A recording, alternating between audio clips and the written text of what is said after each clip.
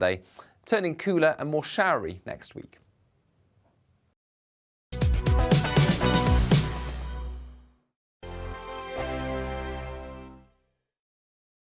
Join my show Farage, 7 p.m. till 8 p.m. Monday through Thursday, and there you will get opinion, analysis, debate, and I'll cover stories that nobody else dares to touch. You've been cancelled. Join the club. Oh my goodness me. And then for the last 15 minutes, talking pints. We're over a drink. We have a civilised conversation with someone.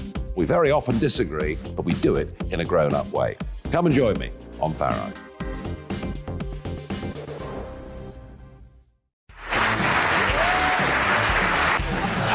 My name is Andrew Doyle. Join me every Sunday evening at 7 p.m. for Free Speech Nation. This is a show where we address current affairs and news stories of the week with the help of two wonderful comedian panellists. I brought in comics because I want to give it a lighter edge, and also they work for less. See you there.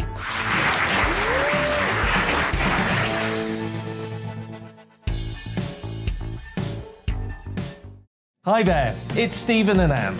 At breakfast from 6 a.m, you'll always be caught up with everything you need to know, the latest headlines, opinions and debates. We'll bring you the good news and the bad, but most of all, we're here for you. Remember, send in your views and let us know what you would like us to talk about. That's because we're your news channel. And every morning at 6 a.m, it's breakfast on GB News. I'm Dan Wootton. Join me Monday to Thursday from 9 to 11 for the feistiest and most fun news debate on TV, where free speech reigns. I'll bring you a sharp take on the day's biggest stories, bombshell newsmaker interviews, and A-list guests. And I guarantee you, no spin, no bias, no censorship, and no reason to go to bed. That's Dan Wootton Tonight, Monday to Thursdays from 9 on GB News.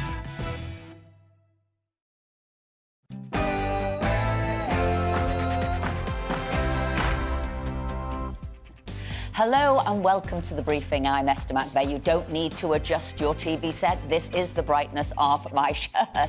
And here's what's coming up over the next hour.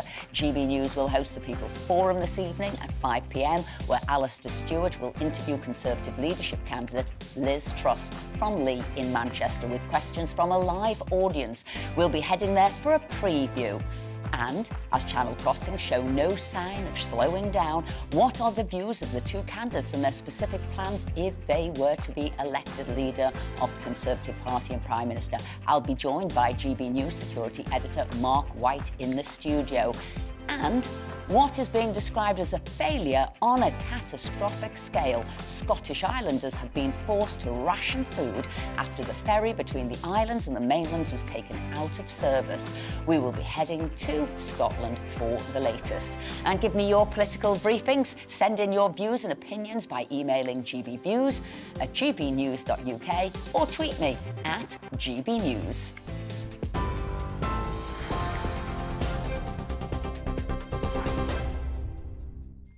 A very good afternoon. It's just 1 minute past 12. I'm Rosie Wright, keeping you up to date on GB News.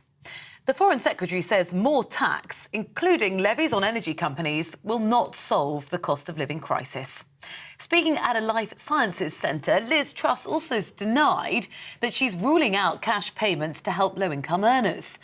The Chancellor is due to hold crisis talks with energy bosses tomorrow, with figures showing households already owe suppliers £1.3 billion. Uswitch says 6 million homes are in debt by an average of £206 to their supplier. The Tory leadership candidate says different strategies can be used to lower bills. The answer to our problems are not more taxes. We have the highest taxes we've had for 70 years in this country. We're threatened with a recession. What we need to do is keep taxes low, attract investment, and I will do all I can to make sure that energy companies are delivering. That energy companies are delivering on increased supply, that energy companies are keeping bills as low as possible. But the answer is not yet another tax. That is a Gordon Brown-style solution. Conservative MP Theresa Villiers, who's a Sunak supporter, says help is on its way. I fully accept, as does Rishi, that we will need to do more. That's why He says that if he becomes Prime Minister, he would immediately suspend VAT on domestic energy bills, and he recognises that further support is also going to be needed. But I would emphasise, I would provide the reassurance that the measures already being delivered will involve a £1,200 amount of support for 8 million households. Experts are warning that public services could lose out on billions of pounds because of higher inflation. The Institute for Fiscal Studies says it's expected to wipe out more than 40% of planned real-term pay rises.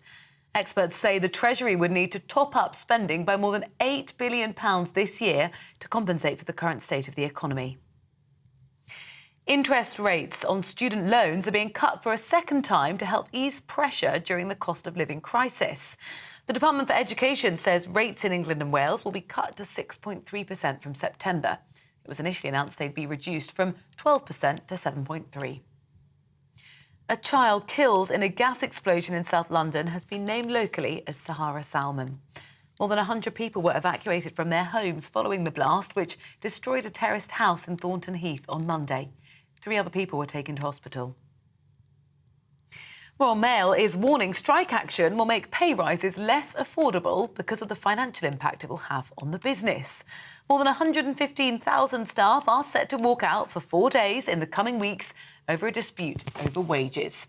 In a statement, the company described the move as an abdication of responsibility for the long-term job security of workers. The action's due to take place on the 26th and 31st of August and the 8th and 9th of September. In the US now, and President Biden says he wasn't briefed ahead of the raid on Donald Trump's Florida home. FBI agents reportedly took about 10 boxes of papers from the Mar-a-Lago resort, but a safe that was broken into was said to be empty. The former president is accused of removing classified records from the White House as he was leaving office in January last year. Speaking to GB News, lawyer and political commentator Steve Gill questioned the claims that President Biden didn't know about the raid. The idea that he would not have been involved or his senior staffers wouldn't have been involved in this outrageous and historic breach of going after a partisan political opponent who is not only a past president but also maybe a future president. Again, it just stinks to high heaven. And I think, again, on both sides of the aisle, people are acknowledging that.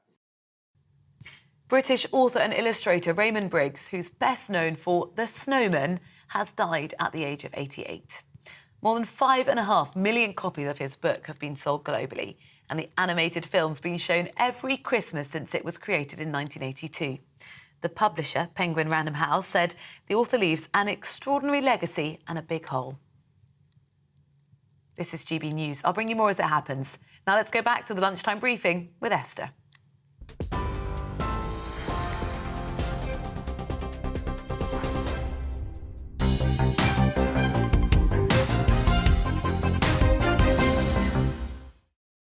Thank you, Rosie. Now, the Prime Minister Boris Johnson has waded into the Conservative leadership race, telling a Number 10 reception last night that he is certain whoever takes over as Prime Minister will bail out struggling households.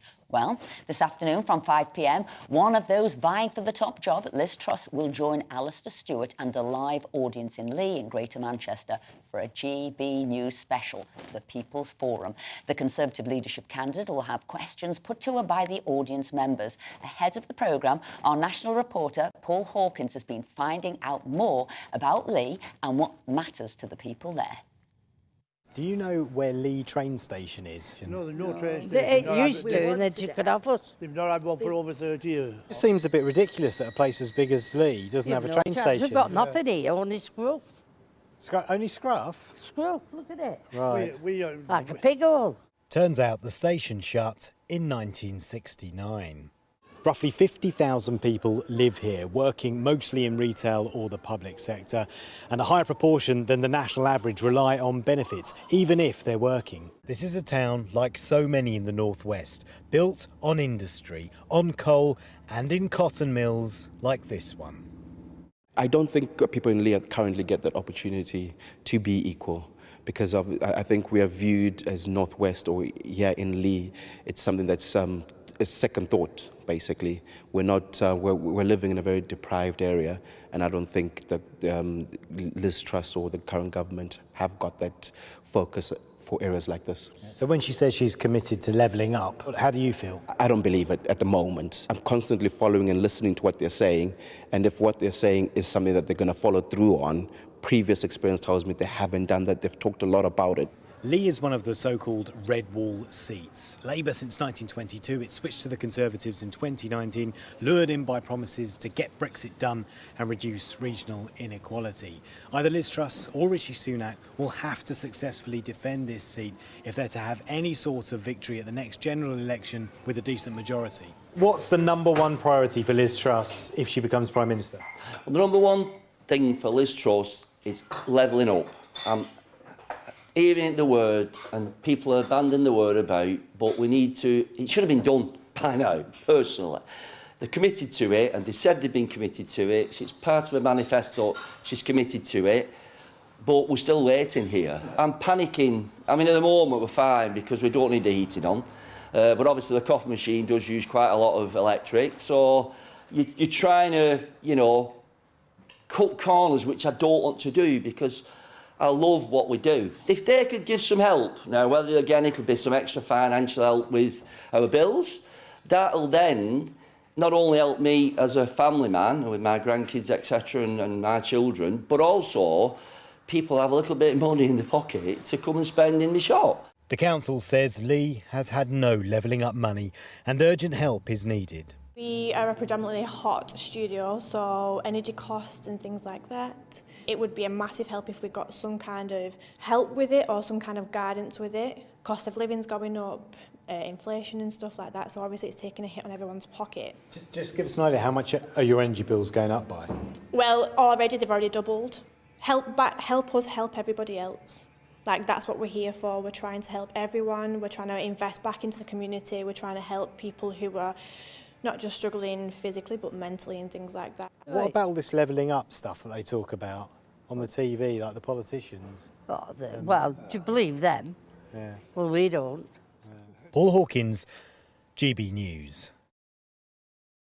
Love that, straight talking from the northwest there, bit of common sense there. Let's cross over now to Lee in Greater Manchester, where GB News political correspondent Tom Harwood is joining us from.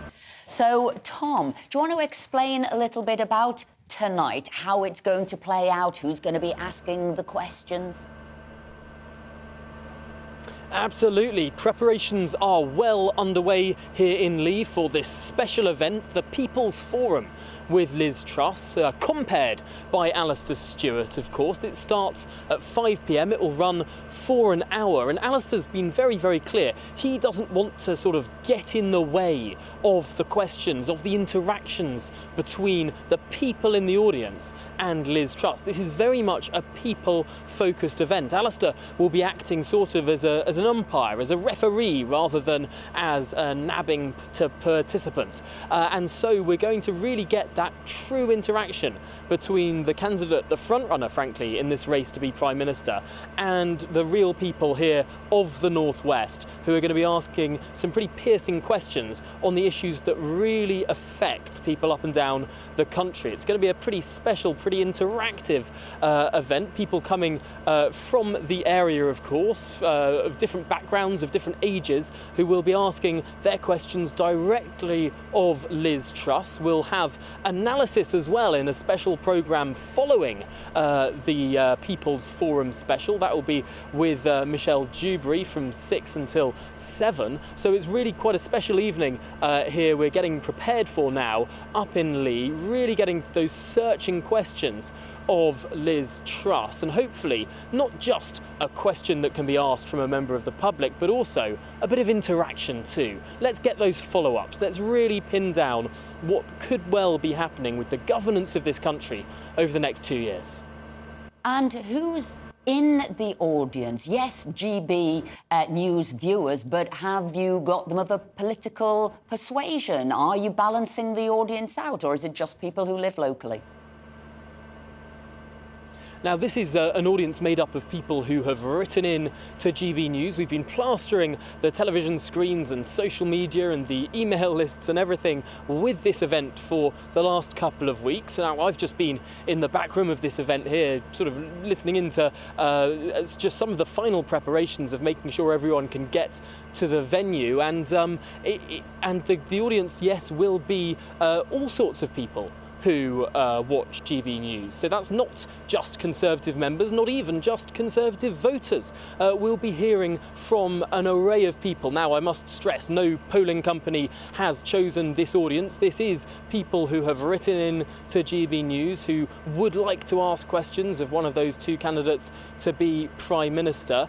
So what we're going to see is a pretty authentic mishmash of people who watch this channel. It'll be really interesting to see the kind of questions and the kind of perspectives that they bring to this conversation. Hopefully, it will have a bit of a different feeling to some of those other events that we've seen, some of those events potentially with just Conservative members or with audiences selected by other broadcasters. Hopefully, we'll get a little bit of a different perspective tonight and some questions that hopefully might not have been asked of these candidates before. And Tom, do you think Liz will be coming in with a bit of a spring in her step? 10 MPs came out for today. One MP, Chris Skidmore, has moved from Team Rishi to Team Liz. Yes, it's a pretty seismic moment in this campaign when there's a defection. Of course, this is the second defection of an elected politician. There was a member of the Welsh Assembly who last week defected from Rishi to Liz, and now Chris Skidmore today defecting from Rishi to Liz. Now, it must be said that Chris Skidmore was quite quiet after the initial MP rounds. He said that he supported Rishi in the MP rounds, but switched to Liz after what he says were some changing stances on the economy from Rishi Sunak. Now, the Liz Truss campaign has been very keen to get some of these defectors, and there are some rumours that there might be one or two more. Perhaps it's unsurprising given how far ahead the opinion polls say that Liz Truss is in, but it also means that it's a broad coalition of support for Liz Truss. Now, that could be a positive. Her team certainly argue that it is, but also it's pretty unwieldy to keep together. Chris Skidmore is one of the big pro-net zero voices in the Conservative Party, and he's supporting Liz Truss. But of course, the other people supporting Liz Truss are some of those most sceptical of the net zero agenda, Lord Frost, for example. So how she can keep this very broad coalition together, how she can please this these two ends of the spectrum of the party will be a crucial test for her, a crucial question for her as well. And just one other big question that, of course, we've been hearing so much of today. We're hearing that the energy price cap is going to more than double, potentially triple from where we are used to seeing it. What is Liz Truss's plan to deal with those who perhaps don't pay any tax, who are perhaps the most vulnerable in society? Will there be any cash handouts? The Rishi Sunak campaign has accused the Liz Truss campaign of potentially U-turning on this issue, of being murky on the details. Will we see some clarity tonight? That's another big question. Tom Harwood, thank you very much indeed for your outlook on what's happening there. But joining me now is the Conservative MP, Claire Coutinho. She is backing Rishi Sunak to become Prime Minister. So, Claire, thank you very much indeed for joining us today, part of Team Rishi. But, you know, the Express has come out for Liz today. So, hand on heart, can Rishi still win? So I think it's interesting talking to people on the ground, because I do think it is much tighter than some of those opinion polls have shown. And actually, the more that people see from him and they speak to him and they hear about his plans, the more he's getting a positive response. So I do think it's still all to play for. And a big passion of yours and something he is wanting to do is a transformation of sort of education, 17, 18-year-olds learning more sort of about maths. And I will also call it financial literacy too. Have you been key in sort of pushing this policy agenda forward because you've been working with them for some time? Well, yes, I've worked with Rishi a long time, and actually, I think the way that he's approached this is the way that he's approached so many things, whether it was Brexit or lifting the lockdown regulations, coming up with furlough, coming up with free ports. I think he is such an imaginative problem solver, and I am personally very passionate about maths. I studied maths, but I've also worked with lots of disadvantaged children in education over the years. And the thing that really gets me going on this is that maths is the highest value add course that you can do in terms of your future earnings. We know that there's lots of competitive sectors in this country that have got really good, high quality jobs ready to go, and they're desperate for people who are really good at maths, who've got really strong data skills. And actually, when you look at us comparatively as a country, about 70 to 80% of 17-year-olds in Northern Europe are studying maths. And actually in this country, it's more like 20 to 25% because we have the A-level system, so people specialise much earlier on. So one of the things that Rishi was talking about is just broadening out that experience so that when you're 17, 18, you still have some of these core subjects which are hugely in demand. And the point of it is to get people into those high quality jobs, to make sure that our competitive sectors stay competitive and that people are getting these decent wages which are out there and available now. I mean, that's one side of the argument, in a way, to get people into jobs. But for a lot of people, when I meet businesses, when I meet parents, when I meet sort of young people, they want maths that is relevant to them in everyday life. They're actually talking more about being financially literate, knowing about compound interest, knowing that if they take a loan out today, what it's going to mean tomorrow, about saving. Isn't this what's more important, especially as we come into a cost of living? It's making maths relevant to your everyday living. I mean, absolutely. I think there's two parts of it. There's this advanced maths bit, which I've been talking about, the competitive sectors. But actually, for lots of people, any job that you can think of, you need good number skills. So I went to a local school recently where lots of the students go into construction. And we were talking about, actually, if you are, designing something that you're putting in a building, you need to know how angles work. And if you're in a job where you have to look at the pension scheme you're being offered, when you're thinking about stuff that you're buying for yourself and you're looking at buy now, pay later deals, all of these things are based on having good numeracy, financial literacy skills. And I think the really key thing is people who have those skills, they end up spending their money better, they end up getting better deals, they can use those skills in their work, in their businesses, planning for the future. It's so important. And so that's why I think it's really good that we try and make sure that people have those basic math skills, and also that we've got people going into these advanced math skills, which are really useful as well.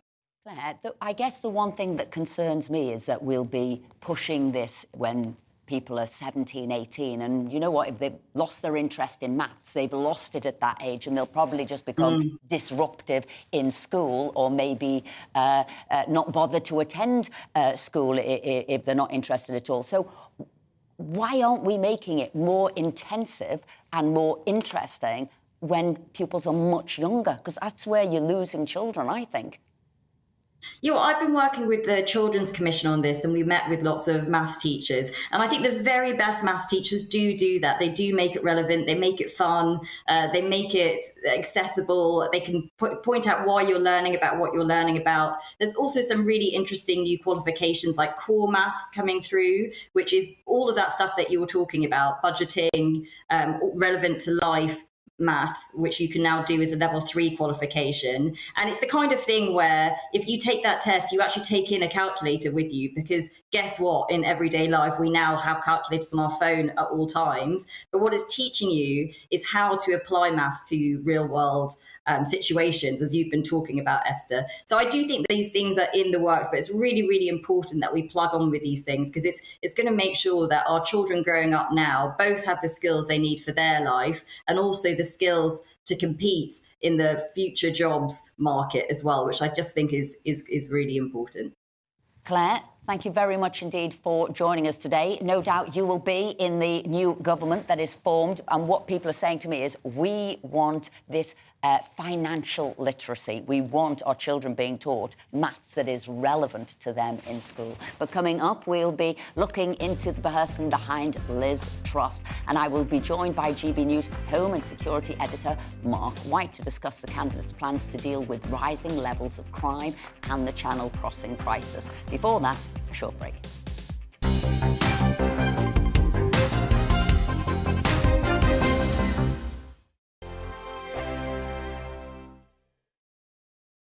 Join my show FOR NOO, 7 p.m. till 8 p.m. Monday through Thursday, and there you will get opinion, analysis, debate, and I'll cover stories that nobody else dares to touch.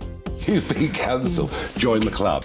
Oh my goodness, and then for the last 15 minutes, talking pints. We're over a drink. We have a civilised conversation with someone. We very often disagree, but we do it in a grown-up way. Come and join me on FOR NOO.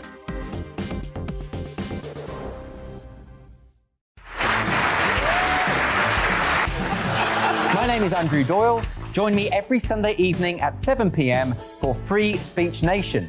This is a show where we address current affairs and news stories of the week with the help of two wonderful comedian panellists. I brought in comics because I want to give it a lighter edge, and also they work for less. See you there.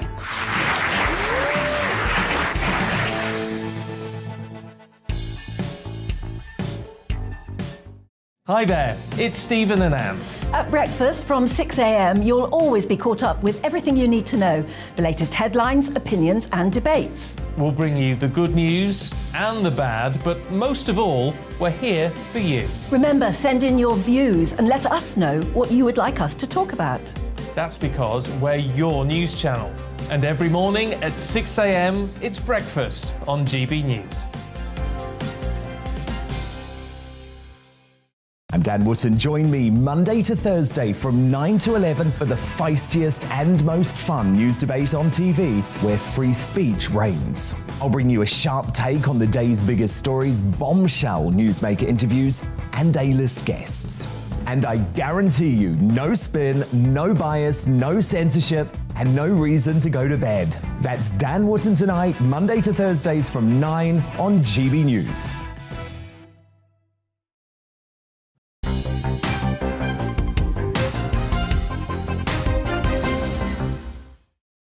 Welcome back. It's almost 12:25. Now, later today, GB News will host an exclusive People's Forum with the Conservative leadership candidate, Liz Truss, where some of our viewers will be putting their questions to the frontrunner to be the next Prime Minister. Alistair Stewart will be live with Liz in Lee, near Greater Manchester. Here's a preview of the person behind our possible next Prime Minister.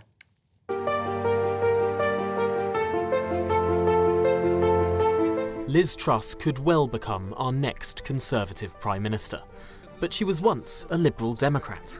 We Liberal Democrats believe in opportunity for all.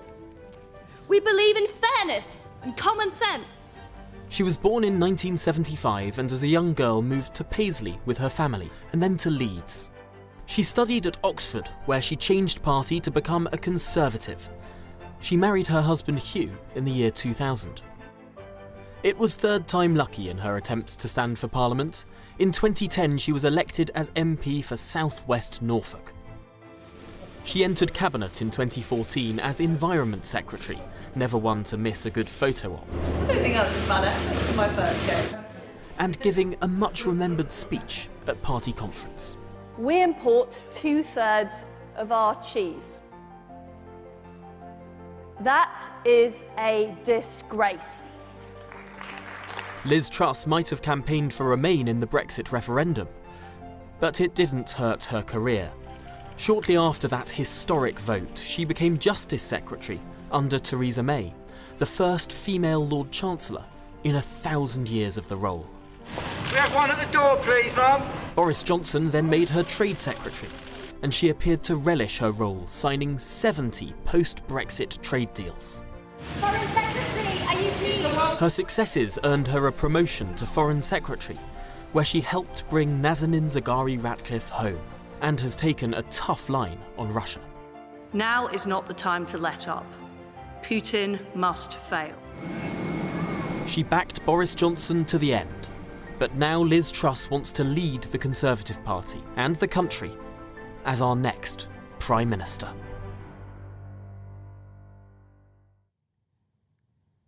And you can watch our exclusive People's Forum with Liz Truss here on GB News from 5 p.m. today, with all the build-up from 3 p.m. Well, two of the topics which voters want the next Prime Minister to address is crime and immigration. I'm now joined in the studio by GB News Home Affairs and Security Editor Mark White. So we've talked about the financials, they've talked about the tax, they've talked about the inflation, but things that impact people day to day is crime and immigration. And are we hearing enough from both of them on those subjects? Well, we've heard a bit, certainly. You know, Esther, there is no way you can run for the leadership of the Conservative Party without being serious on the issue of crime. And both candidates actually have been talking quite tough on crime. Rishi Sunak says he wants an end to the chasing of people on social media for hate crimes, for, upsetting people. That will, I think, probably be popular across the country. Liz Truss is going one further. She is actually calling for a 20% cut in key crimes. So serious violent crime like homicide, also key crimes like neighbourhood crime, burglary and the like. She wants that reduced by 20% before the next general election. Makes a great headline, but it's next to impossible to achieve that in just 2 years. I know lots of people speak to me more about financial crime, about fraud, about what's happening online, and that is the boom there in the crime sector. Is anybody talking about that? What were they going to do there? Well, this is the thing that, it's difficult for a politician to get into when they're trying to grab a headline, if you like. It's always popular to say we want to put more police back into neighbourhoods. But one of the reasons why police have increasingly been pulled out of doing that traditional neighbourhood policing is because of the exponential rise in the internet and the crimes that go with that. They are fraud-related, they are crimes of grooming, sexual crimes that are committed online as well that require significant policing resources to investigate. And that means there's not the policing resources that there were to go into neighbourhoods.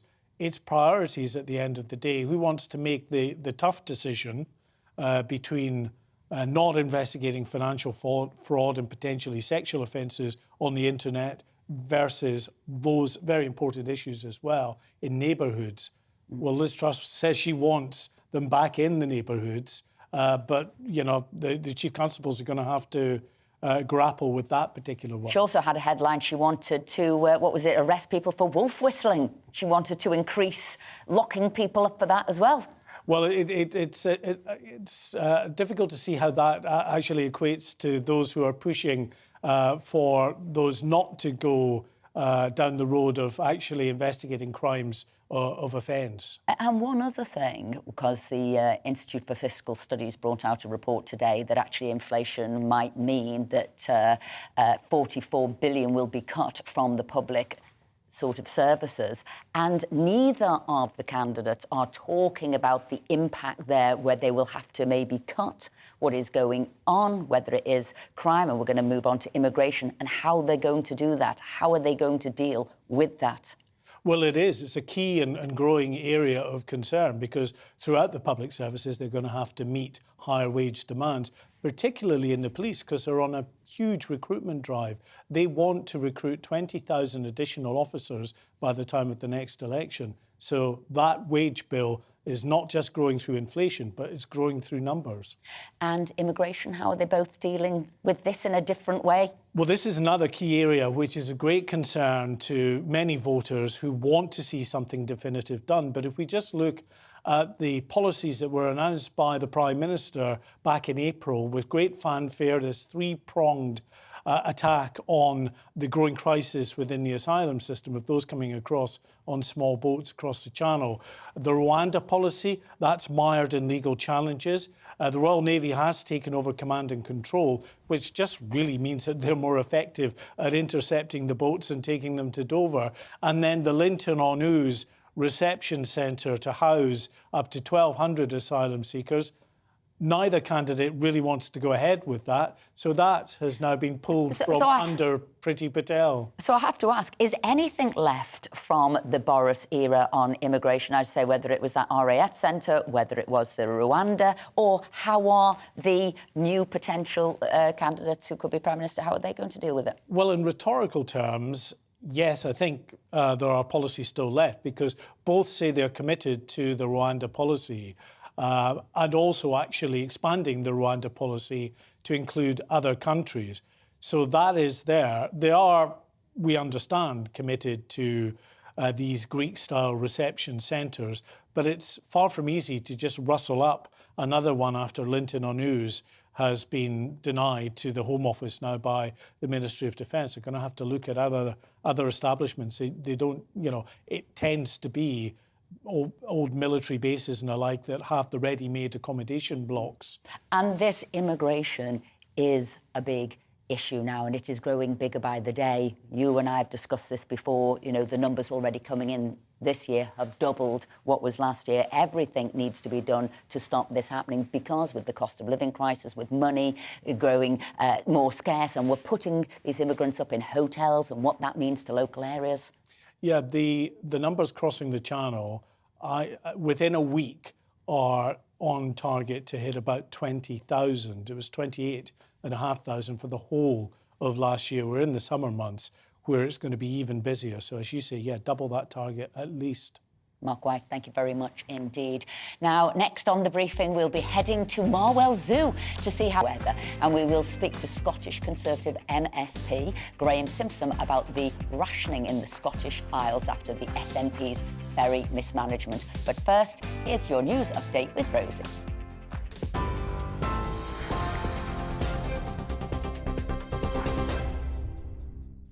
It's 12:34. I'm Rosie Wright, keeping you up to date on GB News. Almost 1 million children in London will be offered a polio vaccine. It's after the virus was detected in sewage in boroughs across the north of the capital. There have been no confirmed cases, but health officials are concerned by the rising number of samples being found. Children between the ages of 1 and 9 will be given the jab. The Foreign Secretary Liz Truss says more tax, including levies on energy companies, will not solve the cost of living crisis. Speaking at a life sciences centre, she also denied ruling out cash payments to help those on low incomes. The Chancellor's due to hold crisis talks with energy bosses tomorrow, with figures showing households already owe suppliers £1.3 billion. The Tory leadership candidate says different strategies can be used to lower bills. The answer to our problems are not more taxes. We have the highest taxes we've had for 70 years in this country. We're threatened with a recession. What we need to do is keep taxes low, attract investment, and I will do all I can to make sure that energy companies are delivering. That energy companies are delivering on increased supply, that energy companies are keeping bills as low as possible. But the answer is not yet another tax. That is a Gordon Brown-style solution. A child killed in a gas explosion in South London has been named locally as Sahara Salman. More than 100 people were evacuated from their homes following the blast, which destroyed a terraced house in Thornton Heath on Monday. 3 other people were taken to hospital. Royal Mail is warning strike action will make pay rises less affordable because of the financial impact it will have on the business. More than 115,000 staff are set to walk out on the 26th and 31st of August and the 8th and 9th of September. The companies described the move as an abdication of responsibility for long-term job security. TV, online and DAB+ radio, this is GB News. Shortly, we'll be back to the briefing.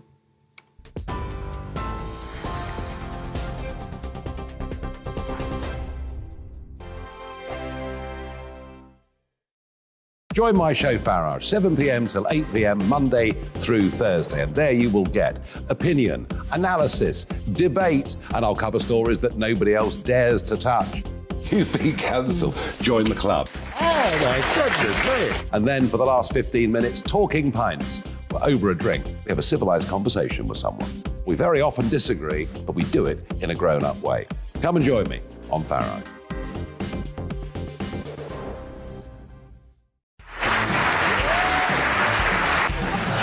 My name is Andrew Doyle.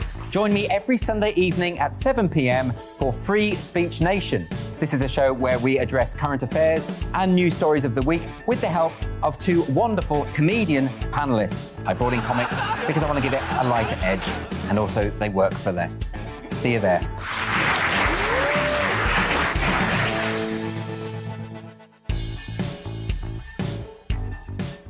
Hi there, it's Stephen and Anne. At breakfast from 6 a.m, you'll always be caught up with everything you need to know, the latest headlines, opinions and debates. We'll bring you the good news and the bad, but most of all, we're here for you. Remember, send in your views and let us know what you would like us to talk about. That's because we're your news channel. And every morning at 6 a.m, it's breakfast on GB News. I'm Dan Wootton. Join me Monday to Thursday from 9 to 11 for the feistiest and most fun news debate on TV, where free speech reigns. I'll bring you a sharp take on the day's biggest stories, bombshell newsmaker interviews, and A-list guests. And I guarantee you, no spin, no bias, no censorship, and no reason to go to bed. That's Dan Wootton Tonight, Monday to Thursdays from 9 on GB News.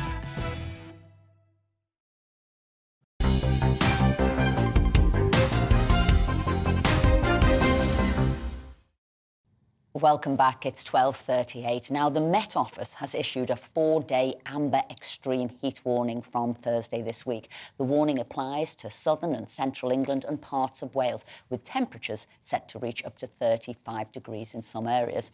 We'll all do what we can to stay cool, but how are animals coping in this hot weather?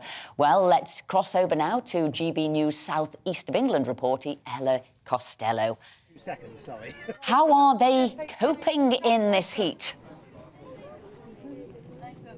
Hi Esther, yes, we're here in Marwell Zoo, which is celebrating its 50th anniversary this year, and it's a scorcher today, almost 30 degrees already, and in the next 4 days we are expecting it to hit 35 degrees. It's very hot out here for these animals, but some of them are loving it, and these are just some of them who are. It's the meerkats, and Ashley is here to feed them, so we've come at just the right time. So we're here at lunchtime for these meerkats, and they absolutely love this weather. You can see the little burrows that they've got here, that they've dug out especially. They can go in there in order to seek some shade from the midday sun. This is absolutely fantastic to see, isn't it? I think they're on crickets, actually. This is what's on the menu for lunchtime. They've also had all these plants. You can see all these plants that have been put around their enclosure. They've been put in especially with this hot weather coming to give the meerkats some shade as well. But they absolutely love this weather. They've been out sunbathing in it all morning, and they are a complete crowd pleaser. Loads of people are turning out to see the meerkats here having their lunch.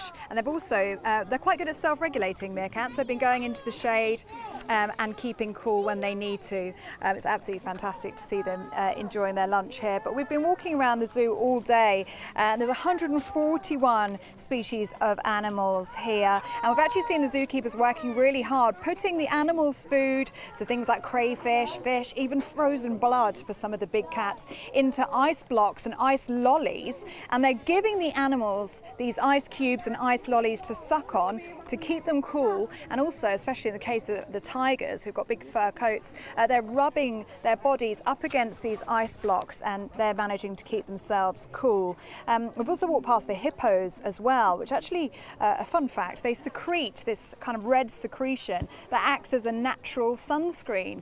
So the hippos are very well protected in this sun, and the rhinos who we've just walked past, who are having a great time in this weather. The zookeepers have added water into a bit of mud in their enclosure, so they are having a mud bath as we speak to keep them cool. So the animals all have a way of regulating themselves in this sort of weather, but it's important to say that all the enclosures here do have shade. They do have burrows for the animals to go into, and loads of water as well. So there is options for animals who want to seek the shade. And you can see these guys here, they're burrowing into the underground now after their lunch. They're probably going to try and seek some shade now because we are hitting the midday sun. Look at this guy down here, he's got a real challenge on his hands. If you are watching on radio, listening on radio I should say, he's just digging a little burrow. Has had a little break now, but it is absolutely fantastic to watch them. They are so cheeky. But the advice for animals is generally the same as it is for humans actually. It's to avoid the midday sun, to stay hydrated, and perhaps we can take a tip out of the animals book, Esther, and treat yourself to an ice lolly as well. I certainly will. As soon as this shift is over, I'll be getting a nice lolly. Ellie, that was brilliant. Thank you very much indeed, and enjoy your day there. So, Nicola Sturgeon has been accused of abandoning Scotland's islanders on a catastrophic scale after disruption at a state-owned ferry company led to rationing. Some shops were forced to ration essential items such as milk and bread over the weekend after a ferry operated by Edinburgh-owned Calmac was taken out of service for a third time in a matter of weeks. Joining me now is Conservative member of the Scottish Parliament, Graham Simpson.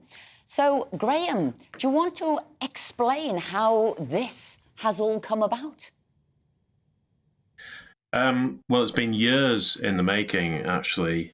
The problem is the West Coast ferry fleet is run entirely by the SNP government, and what they haven't been doing is replacing ferries. And so we have an ageing ferry fleet, which is constantly breaking down, and that's what's been happening over the past few weeks during the peak summer season. Tourists haven't been able to get to islands, but more importantly, islanders have been really affected because, as you said, we now have shops running low on stocks, and it's all because the SNP haven't been running the ferry service properly. That's the problem. We haven't got enough ferries. We haven't got a proper ferry replacement program. So the current fleet that we have is aging. It's just getting older and older, and the ferries break down. So how's Nicola Sturgeon explaining this? What's she saying the rationale is for this? Well, we've been asking for months, years, in fact, for the SNP to come up with a proper ferry replacement program. You'll be aware, your viewers will be aware that there are 2 ferries being built currently on the Clyde, which are years late, massively over budget, and that's at a yard which has been nationalised. We want answers from the SNP. We want to know how they plan to procure ferries, how they plan to run the ferry system in future, and we are not getting any answers. Now, I'm not important in this. You're saying it's bad planning, it's bad preparation. They don't obviously aren't really taking the islanders into consideration. But I'm also hearing there's been a diversion of money last minute from what would be COVID funds to try and maybe stop the gap and pay for these ferries. What's that about? Yeah, that was true. Some of the emergency COVID money was used to prop up the ferry replacement programme. That's not what it was there for. Frankly, what needs to happen is exactly what I've said, is we need to start getting new ferries, and we're not seeing them. So currently, this problem is just going to go on. It's going to go on certainly for this summer, maybe for next summer, and until we start to see actually new boats in the water, things are not going to get any better. So if you've got already a rationing of food, what, I don't know, emergency services are they laying on so that you're no longer on rations? What they do is they'll move ferries from one route to another route and then to another route. So they're shuffling ferries about. So somebody in that interconnected network loses out because there is no spare capacity. And we've known about this for years. But it does come down to bad planning, and the time has come when action needs to be taken, because the islanders are really, really suffering. I mean, on a basic level, people, we're not getting stuff in shops, but people can't get to work sometimes. I have heard of kids, they're off school at the minute, but some kids can't get to school if they're on another island or on the mainland. People can't get to hospital appointments. This is basic stuff that people are entitled to do. And it's really affecting people's lives. Graham Simpson, thank you for bringing us the latest on what's happening there. And you're quite right, that is affecting lives and needs to be sorted as soon as. The UK is braced for 4 days of power cuts and blackouts in January as part of a winter contingency plan. The government's reasonable worst-case scenario plan shows that Britain could face an electricity capacity shortfall totalling about a sixth of peak demand. This would mean the UK could be forced to endure organised blackouts for industry and even for households. Joining me now is Malcolm Grimston, and he's the Senior Research Fellow for Energy Policy at Imperial College. So is this just being ultra cautious, or is this a possible prospect of what might happen? Well, as described, it's a reasonable worst-case scenario. We are getting increasingly concerned about what happens if a number of things go wrong at the same time. So if demand is higher than we expect, a cold snap in January, coupled with a low wind speeds. We had quite low wind speeds last winter, which caused part of the current energy crisis, coupled with, say, a couple of power stations not being available, then if all those things go wrong at the same time, we are closer to power cuts than we've been for some time. The most likely outcome is we won't get power cuts, because it does take a lot of things to go wrong at the same time. But power cuts are so devastating for the economy, for our domestic life, freezers full of food and so on. And of course, in this electronic age, a very short power cut can take a long time to recover from. And so it is very important that the grid does look seriously at all of these unlikely but possible scenarios and make sure we're ready for them.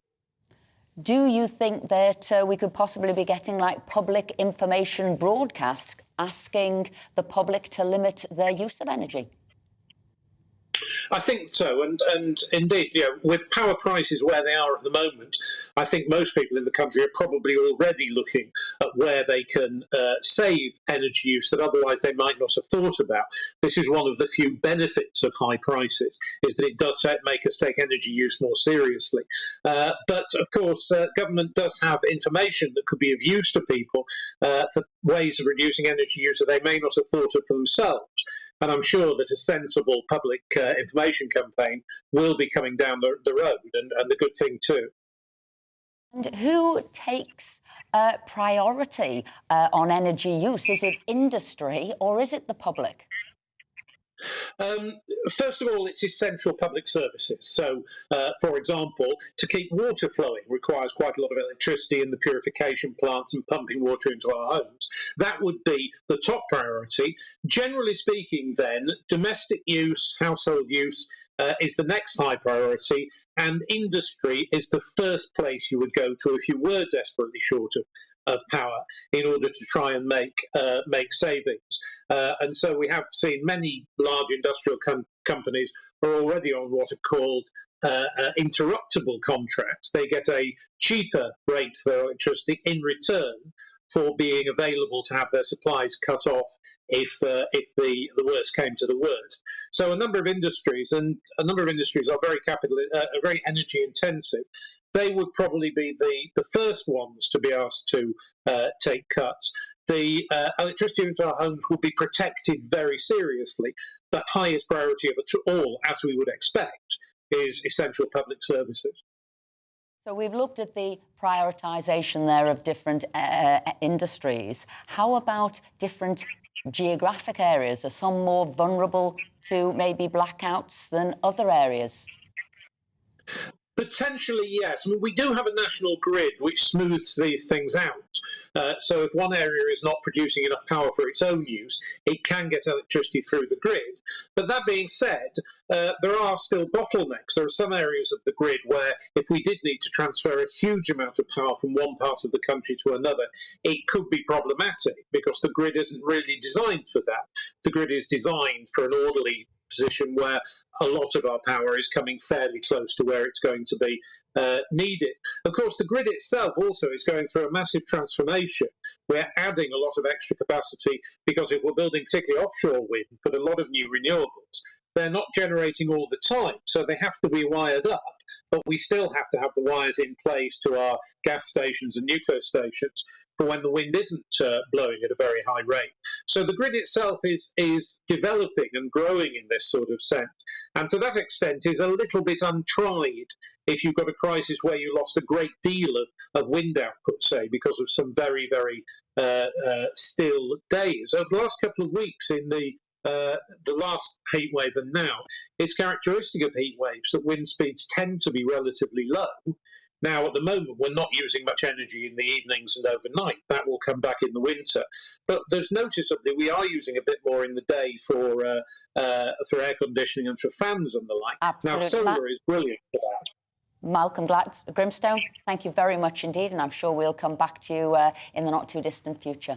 Now, Russian forces occupying the nuclear plant in southeastern Ukraine have turned it into a military base to launch attacks against Ukrainian positions, according to the head of Ukraine's nuclear power company. This has been dubbed as a disaster waiting to happen by the United Nations as they reiterated the possible consequences of a nuclear leak in Ukraine. Well, let's speak now to Major General Chip Chapman about the situation. So can you bring us up to date on what's happening? Well, there's been shelling around the Zaporizhzhia nuclear power plant, and that obviously has a potential to compromise the safety.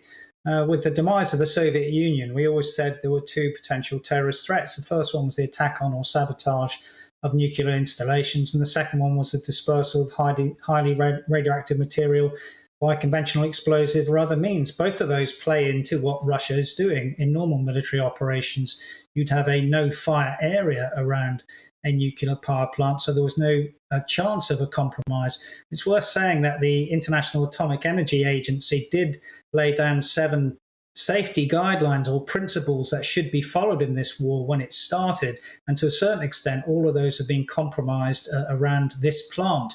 However, it's also worth saying that at the moment there is no damage to the reactors, and neither is any radioactive leakage, but they really need to sort of step up to the plate in terms of those 7 safety principles for the physical integrity of the plant so that there isn't a radioactive leak. And it's worth saying that with the prevailing winds, surface winds in Ukraine, that leak would actually go over Crimea, Turkey and Bulgaria first before it went up into the sort of ionosphere and then sort of travelled around the world.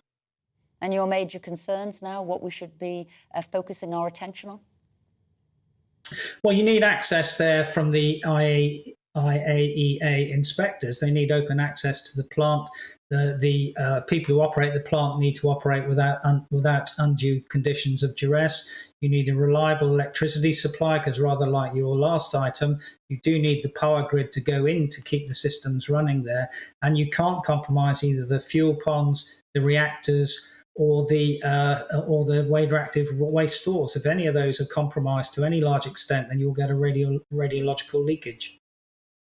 Thank you very much indeed. That's Major General Chip Chapman there, bringing us up to speed with what's happening. Well, that's all we've got time for today. I can't believe another hour has gone so quickly. You've been watching The Briefing with me, Esther McVeigh. Coming up next is Mark Longhurst. He's got it on the money. He'll be discussing the latest there. But next, we've got the weather. Hello again, I'm Aidan McGivern from the Met Office. Another dry and sunny day for the vast majority and turning hotter with temperatures higher compared with the last few days. Also warming up overnight. Now, at the moment, high pressure is well and truly in charge. That's affecting the weather across most of the UK, but a weather front is approaching the northwest of Scotland, and that's going to thicken up the cloud through the day. The rain will arrive a little later on, but for the rest of the UK, well, it's simply sunny skies, light winds as well, and temperatures rising. So a hotter day to come compared with Tuesday. Temperatures widely up into the high 20s, low 30s, 31 Celsius, the high there across parts of the southeast. But in the north and northwest of Scotland, well, here it will turn increasingly cloudy and some outbreaks of rain will push into Caithness, into Shetland, Orkney, as well as Lewis and Harris overnight. But otherwise,